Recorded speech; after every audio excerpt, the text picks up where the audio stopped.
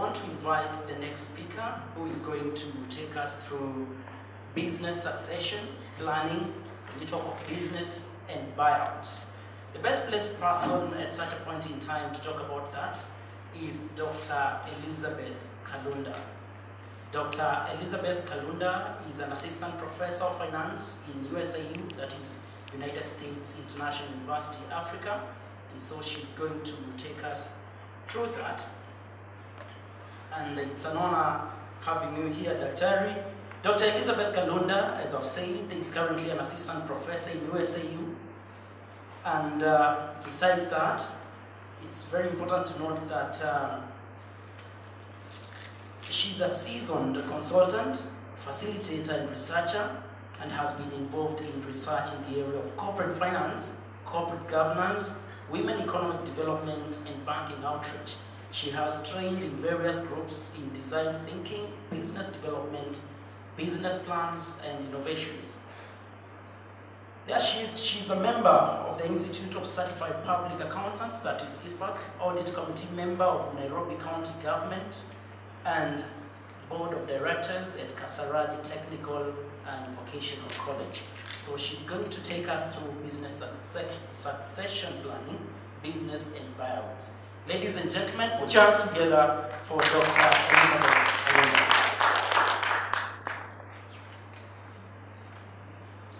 Good morning.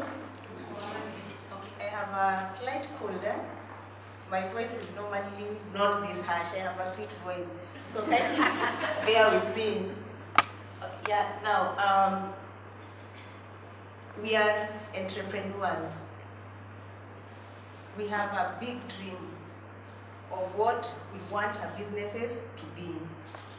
Now, the question that most of us ask is, how can our businesses be sustainable? How can we scale up to the next level?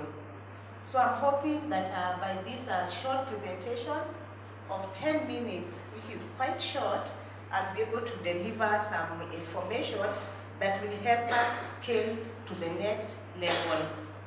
So basically, my topic is on business succession planning, and then I want to look at our business buyouts.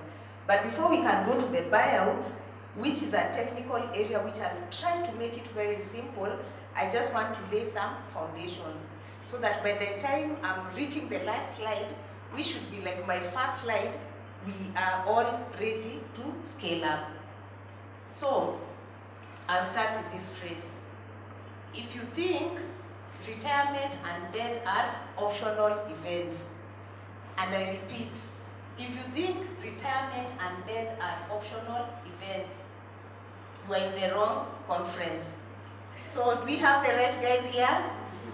But just in case we still have some guys who think that way, you are still in the right conference. So by the time we are done, we'll all be heading in the same direction. I have a story.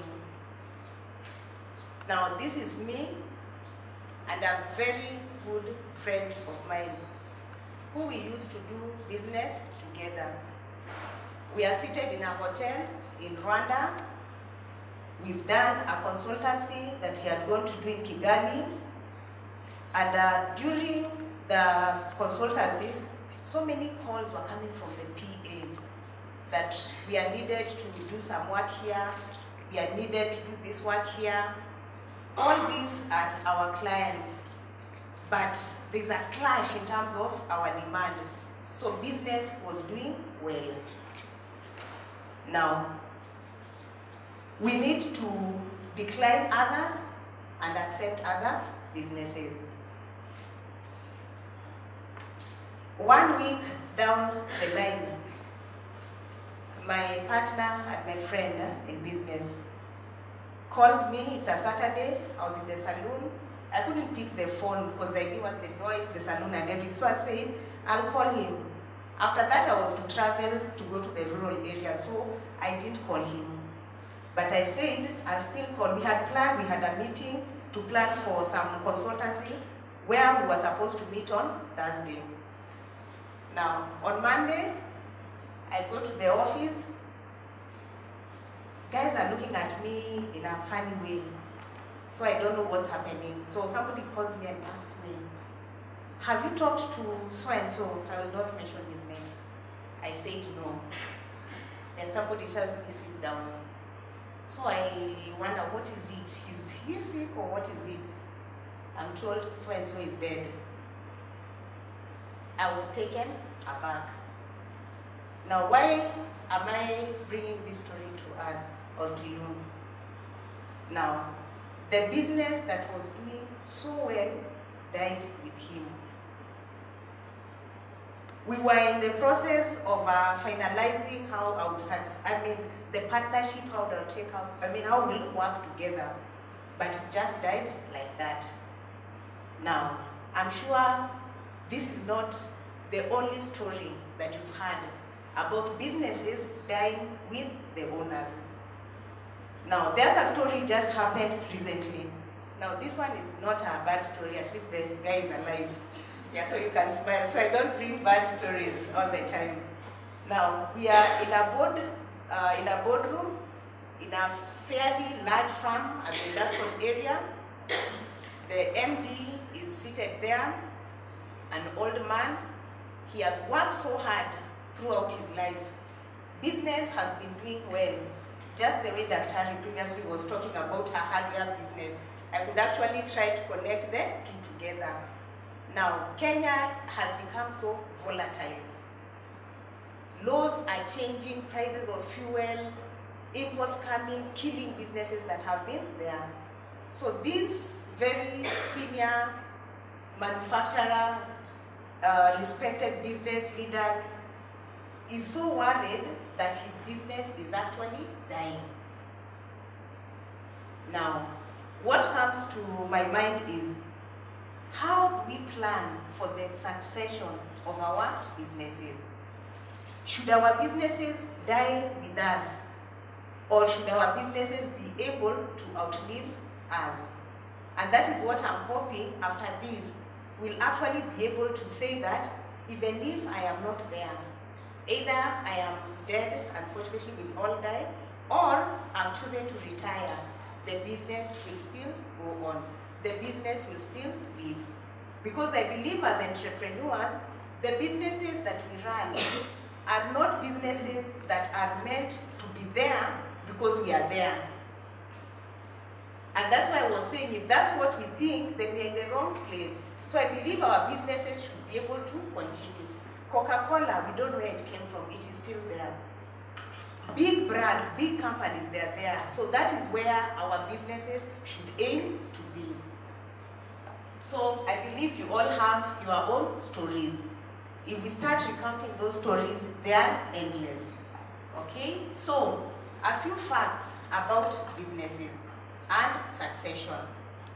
Now, business transition, which I can flash succession, is one of businesses' owner greatest challenge. That probably explains why we don't plan on how our businesses should go on beyond us, or how should our business be able to survive in a volatile environment. Another fact, when it comes to business succession, it is good to know that this is a process. Unfortunately, we tend to treat it as an endpoint or as an event. Now, as an event, it means when something happens, when I become sick, when I get stroke, when I discover I'm actually old, I'm having problems waking up, that's when I want to plan on how the business will continue. Now, note, business succession is a process. It has to start early. As you start your businesses, you need to plan on, supposing I exit, how will the business keep running?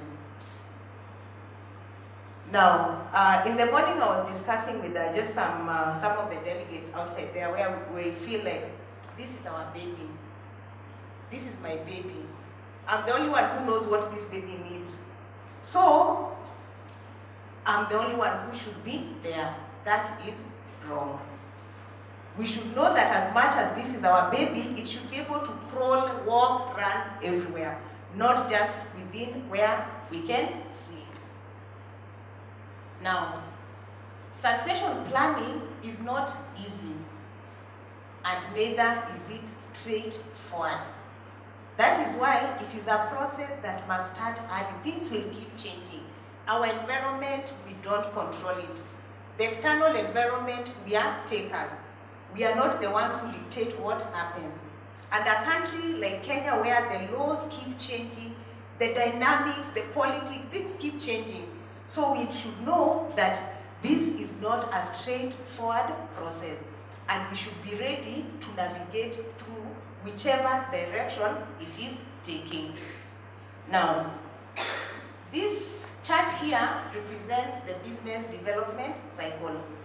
When you look at it, you can actually see maybe where your business is right now. Now, a business that is doing well, and I believe that's what we are all hoping to be, is a business whereby we'll start from this point. Maybe for us who are having startups, that's where we are here wondering, starting, should I proceed, should I not proceed, what should I do?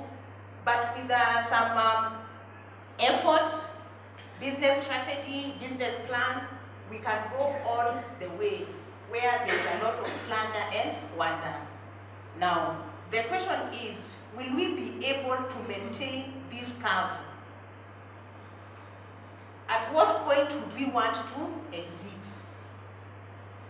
Now, we don't have to exit when a business is not doing well.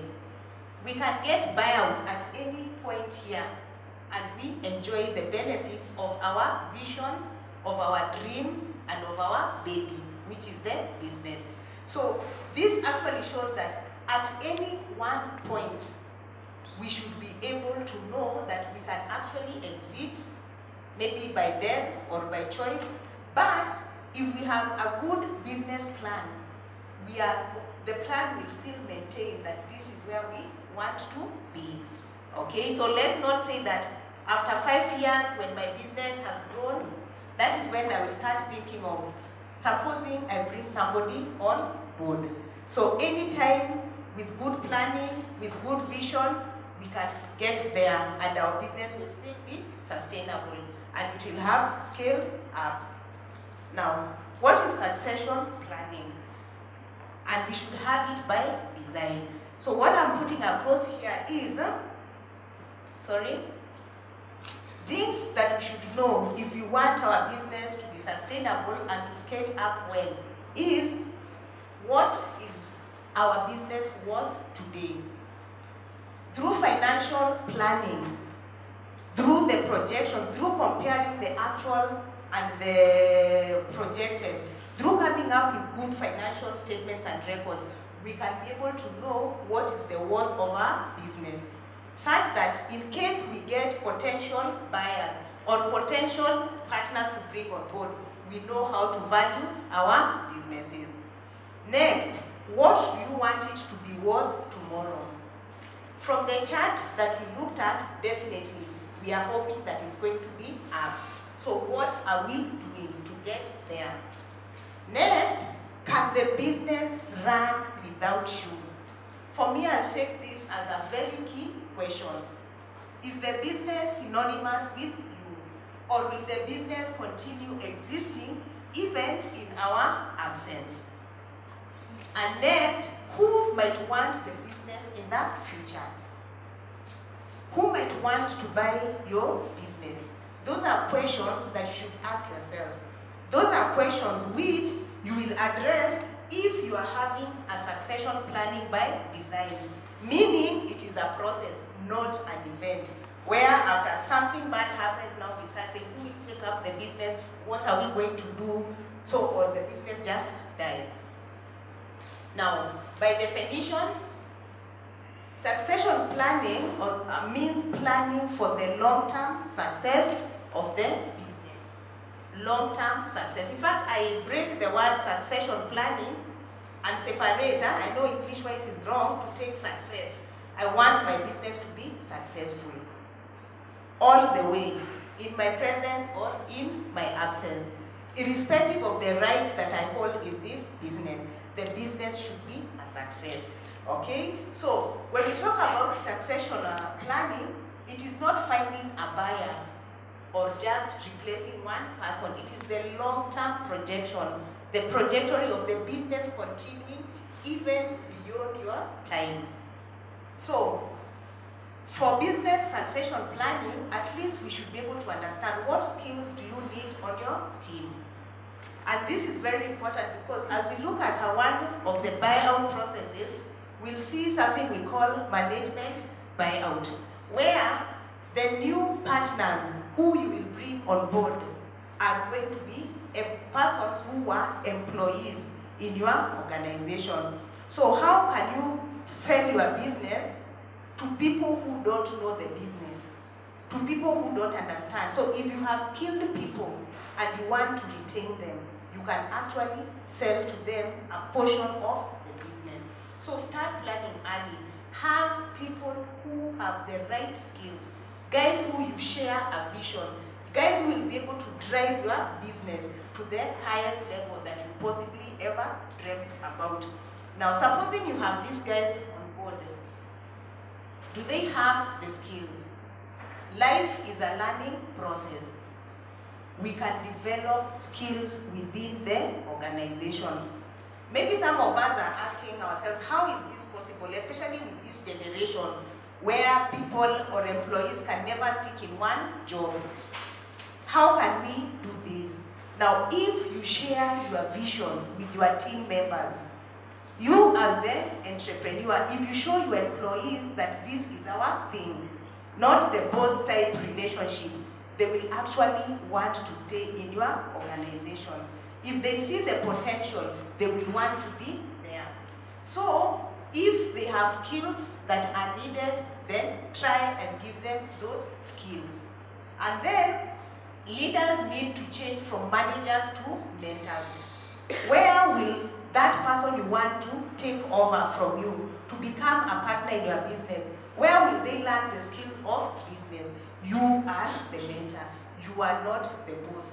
So as the owners of the business, let us take our rightful place as mentors, not as the boss. And that, you can see, will actually help you retain employees. And then, as we said, start early. This is a process, not an event. So, what are business buyouts? Business buyouts, this is the buying of a business, especially, and I quoted these definitions just from the experience that we have had with entrepreneurs. This is the buying of a company, especially by its managers or employees or external persons. Now, what the previous speaker said, when it comes to investors, these days we have a lot of private equity investors who would actually want to buy out your business, a portion 100% or some part. These are external persons. But for them to be interested in you, you must also offer something that will interest them. You must be a good that is ready and willing to sell in the market. So you have to make your business have those qualities that any buyer would be interested in. When it comes to the internal people, it is easy. They are part of the business. They know the value of the business. They know the worth of the business, especially if you've been a mentor to them. Now, these are the examples of Kenyan farms that have been bought up by international farms. So you can imagine your farm. She said she has an event organizing farm. You can imagine if the biggest event organizers come to you and they want to buy part of your business. So we have live examples. So if you look at the slide and follow the story, you'll see what happened to Interconsumer and the kind of company that was interested in buying them out. There is a story of Makini School. That was a story where people could not understand what happened. But I'm sure for Dr. Okello, it was a succession plan. Makini will still continue. Even if the name changes, we'll know this was once the Makini. And quality education will still be associated with her. So this is where I'm hoping will be. Now this other slide, sorry, is just saying that for if you are a good company, you have people looking on their doors. So if you be a good company, potential buyers will be coming looking for you. So it is upon us to ensure that we are good companies. Now, for these partners who want to buy your company, what kind of companies are they attracted to? What kind of firms or businesses will they be attracted to? This will be high growth sectors. So you can ask yourself, if you do some projections of the company, which side is the business moving? If there is potential, then that means there's room for your business, there's space for your business. And that's where potential investors or potential buyers or even internal people would be interested in joining in. Now, examples of these sectors is agriculture and education. And maybe for ladies, beauty. That one, I think it's a lifelong thing. It can never change, okay? So, I'll just mention some of the kind of buyouts that are there. One is management buyout. Now, this one is not very common. Yesterday, I was talking to the CEO of the Institute of Family Business. From his experience, he has not seen this so far. There are very few examples where you offer part of your management team to become now part of owners. It has its advantages, it has its challenges, but it is one of the best. The other one is selling to employees. And you can just look at the big corporates. They do employee share ownership schemes. If you are working in a Safaricom big company, they will offer you shares because they know if you are part of the owner, you are going to work extra hard because this is your business. So why can't we do the same to our businesses? Let our businesses not just be our thing and our thing alone. The other one is the leverage management buyout. This is just where they borrow to now finance what they have bought. The other one is equity acquisitions, and this is where we can have now outsiders, strategic buyers, competitors just coming in to tell you we want a share of the company. It can either be fully, 100% or a portion. And then the final one is joint ventures. You just come together with some agreements on how is the ownership structure. Now, my question here, which I would like to pose to you is your business attractive enough to even your employees? If it is not, then sustainability will be a challenge. It will probably mean that if you are not there, the business will die with you. Our children these days, we don't think the same. If you have a passion maybe in the entertainment industry, your kids will want something else. So the old tradition where we are saying it is my children who will take over the business and carry it through generations, that one somehow is not really taking effect. So we have to see who can we bring on board. So our exit from businesses, either by choice or by introducing new partners, should actually be a game plan. It should not be the game is over. Okay? So thank you for listening to this presentation. And that last slide I've put to be continued. Not my story, but our businesses. Let them continue being there. Thank you. Thank you so much.